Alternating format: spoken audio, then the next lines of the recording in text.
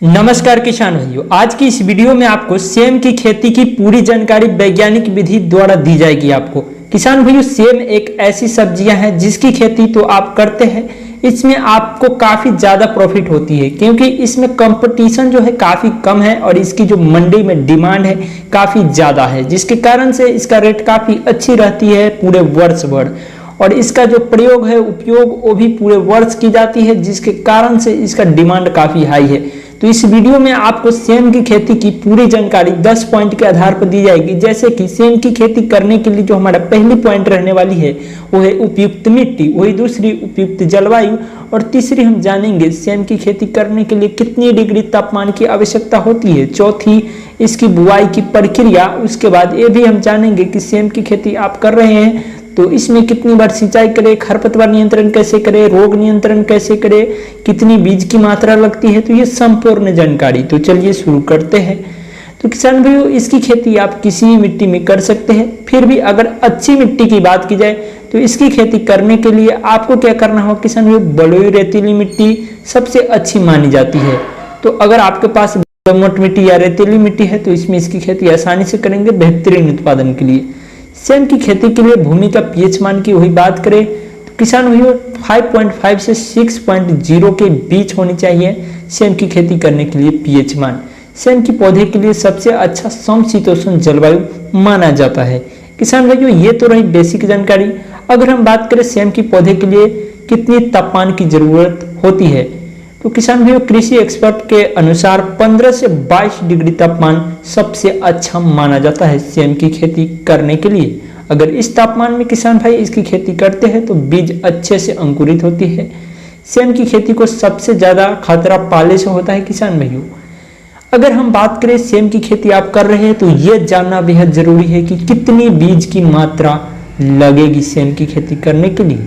तो इसकी खेती के लिए किसान भाई बीज के रूप में आपको, अगर किसान इसकी बुआई कर रहे हैं तो किसान भाइयों 1 हेक्टेयर खेत में तकरीबन 10 से 15 किलोग्राम बीज की जरूरत पड़ती है।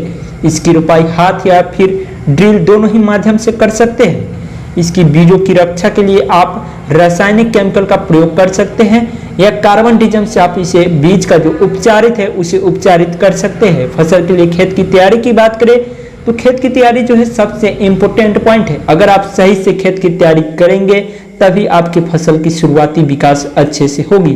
किसी फसल के लिए बुआई से पहले हमें खेत की तैयारी अच्छी तरीके से करना बहुत जरूरी होती है। इसलिए आपको खेत में मौजूद पुरानी अवशेष पदार्थ को हटाने के लिए वही पुरानी विधि आपको 2 से 3 गहरी जुताई करके और सड़ी हुई गोबर की खाद डाल के और गोबर की खाद और मिट्टी को एक दूसरे को मिला देना है। कुछ दिनों के लिए धूप लगने देना है, आपका खेत हो जाएगा बिल्कुल तरीके से तैयार।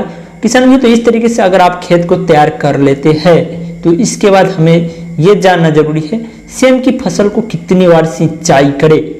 इसकी फसल को ज्यादा सिंचाई की जरूरत नहीं पड़ती है। कृषि एक्सपर्ट के मुताबिक सिंचाई मृदा के प्रकार व मृदा के जल धारण के अनुसार किया जाता है। अगर आप इसकी खेती दोमट मिट्टी में कर रहे हैं तो फसल को कम सिंचाई की जरूरत पड़ती है। इसके अलावा अगर आपने इसकी बुआई बलुई दोमट चिकनी मिट्टी में करते हैं तो फसल को ज्यादा सिंचाई की जरूरत पड़ती है। किसान भाइयों, इसकी जो सिंचाई है आपको क्या करना है, इसके बीज अंकुरण बनाए रखने के लिए बीज में अनुकरण नमी रहे, इसके कारण 3 से 4 दिनों का अंतराल पर इसकी सिंचाई आपको करनी है। सेम की फसल की तुराई की बात करें तो सेम की फसल तुराई हम किसी किस्म और बुआई के समय को ध्यान में रखकर कर सकते हैं। आप कौन सी वैरायटी लगाए हैं इस पे डिपेंड कराते हैं। कुछ वैरायटी जल्द तैयार हो जाती है और कुछ काफी ज्यादा टाइम लेती है।